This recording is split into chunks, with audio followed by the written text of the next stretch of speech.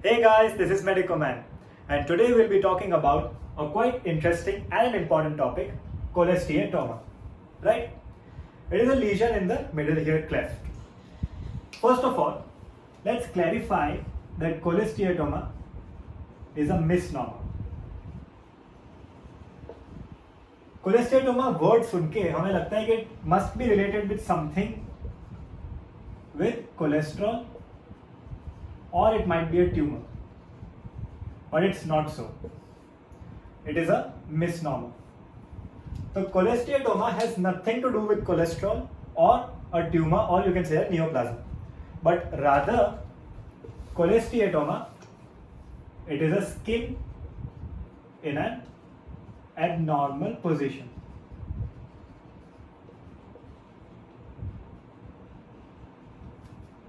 Skin in an abnormal position. इसका क्या मतलब है? Let's understand the physiology for cholesteatoma. सबसे पहले तो नॉर्मल मिडल ईयर क्लेफ्ट की बात करेंगे. We know that a middle ear can be represented as a six-sided cuboid, right? तो अभी अगर हम लोग मिडल ईयर को ऐसे डिमार्केट करें एज अ क्यूबॉइड, तो we can see it six surfaces, six faces, right? अभी अंदर की लाइनिंग जो है, it is lined by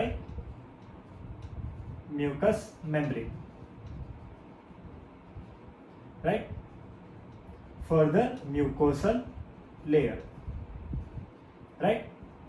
अभी ये जो लाइनिंग एपिथेलियल है, ये तीन टाइप के हो सकते हैं. They can be either ciliated columnar, they can be cuboid, or they can be pavement like simple squamous, right? ये तीन चीजें कहां पे मिलेगी? First of all, the anterior and the inferior aspect of the middle ear cleft, उस area में you can find ciliated columnar epithelium, क्योंकि यहां पे ही यूस्टेशियन ट्यूब की ओपनिंग होगी. फाइन. क्यूबॉइडल सेल्स बाकी जितने भी एरिया है आपको वहां पे मिलेंगे. Fine. And the pavement cells are in the attic.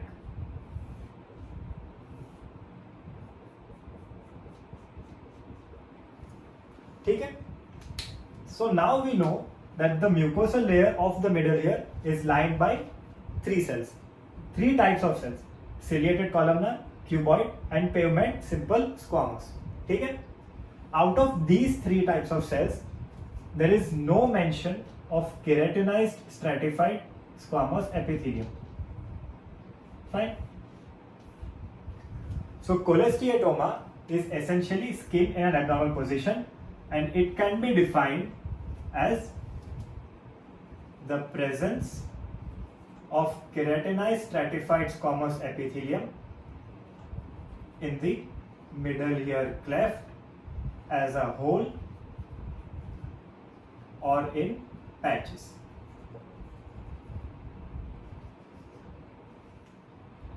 So now let us redefine cholesteatoma. Cholesteatoma, as we learned, it was the skin and abnormal place, but now it is the presence of keratinized stratified squamous epithelium in the middle ear cleft as a whole or in patches, right? This is the textbook definition for cholesteatoma. अभी clinically cholesteatoma थोड़ा सा अलग दिखता है.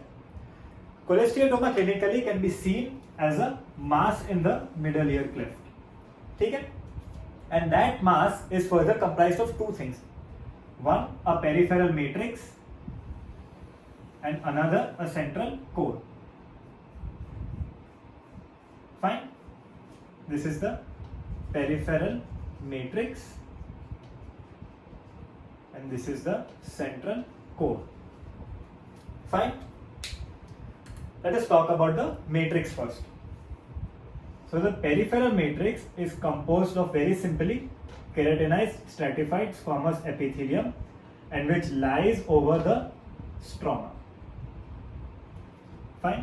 There will be some stromal tissue surrounding to support this peripheral matrix. Fine. And one more thing that we have is the central core, and it is formed by the keratin debris. अब ये debris आए कहां से? तो जो यहाँ का जो एपिथेलियम है, it is producing debris and they accumulate in the core. Fine. So we have the central core and the peripheral matrix. So this was about the general aspect for cholesteatoma. Let us look at the pathophysiology next.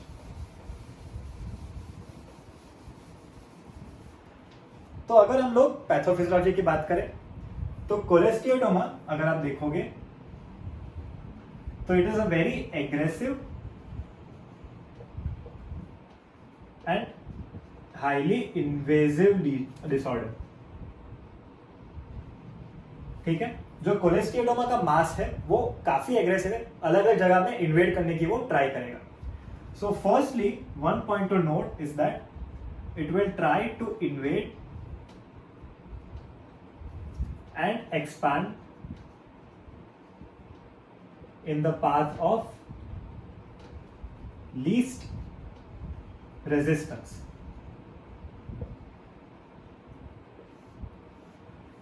Imagine करो middle ear cleft में बहुत सारे structures होते हैं. You have the bony ossicles, labyrinth हो जाएगा, पीछे जाओगे तो प्रोमोन्टरी मिल जाएगा and canal for facial nerve. इसके सिवा भी बहुत सारे स्ट्रक्चर्स, मसल्स, टिश्यूज वो सब आपको मिल सकते हैं.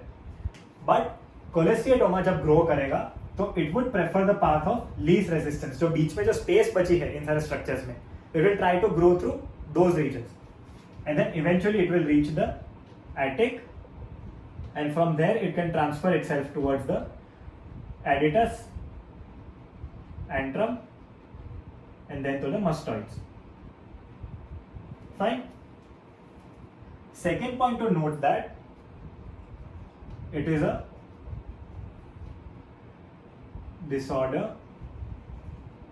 having bony erosive property.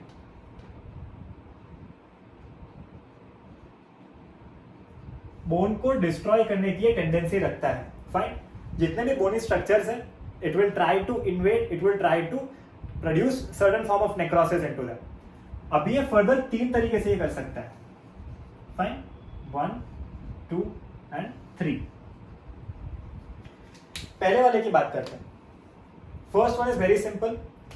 अभी ये थियोरी को मानते नहीं है, but first one was pressure necrosis. इसका मतलब ये था कि whenever the cholesteatoma used to grow, it used to impart certain amount of pressure into the structures, और वो structures इस pressure के वजह से necrosis में जा रहे थे. Very simple, right? ये theory को अभी हम लोग मानते नहीं है, but some amount of contribution is still present. ठीक है. Second point is it involves bony enzymes. Enzymes की बात करें तो फर्दर 3 एंजाइम्स याद रखनी है. पहले तो बट ऑब्वियसली प्रोटियोलाइटिक एंजाइम्स, जितने भी बोन प्रोटीन्स है वो डिस्ट्रॉय करने की टेंडेंसी रखेगा. Second you have the collagenase to destroy the collagen and third the acid phosphatase to denature the bone. ठीक है. एंड लास्टली जो ये तीसरा पॉइंट है, that is it will evoke inflammation. Inflammation में कैसे? तो it will produce monocyte infiltration and also they will activate the osteoclast cells. और osteoclast as we know they are the bone eating cells, the bone destroying cells. तो because of this reason ये bone destructive tendency या bony erosive property रखता है. Fine. So this was regarding the pathology of the cholesteatoma. ठीक है.